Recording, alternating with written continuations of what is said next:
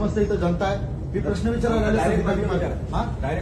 डायरेक्टच विचारतो सर, कारण ते नाही म्हणतात म्हणून. माझा एक प्रश्न होता सर, तुम्ही येण्याआधी इथं जे कोणी सूत्रसंचालन करत होते त्यांनी सांगितलं ही राजकीय सभा नाहीये, सगळ्यात पहिली गोष्ट. पण याचे स्पॉन्सर्ड तुषार कामटे आहेत, राष्ट्रवादीने बुक केलेलं होतं. त्याच्यामुळे तुमच्या सगळ्यांचा मी जाहीर निषेध करतो, कारण निर्भय सभा आम्ही 75 ऐकल्यात पहिल्या.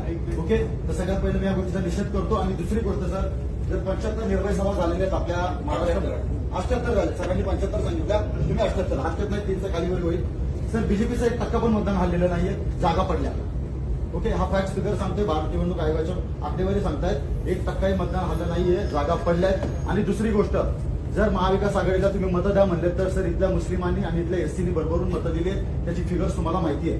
जर दिली असतील तर ह्या निवडणुकीमध्ये महाविकास आघाडीने एससीला आणि मुस्लिमांना प्रतिनिधित्व मोठ्या प्रमाणात काय दिलं. एससीचं द्या सोडून, मुस्लिमांनी जर एवढं भरभरून जर चालवलं असेल की महाविकास आघाडी, हा सत्य कोणी नाकारू शकत नाही इथं, तर मुस्लिमांना किती महाविकास आघाडीने प्रतिनिधित्व दिलं. आणि तिसरी गोष्ट सर, आज आता नांदेडमध्ये बाय इलेक्शन आहे.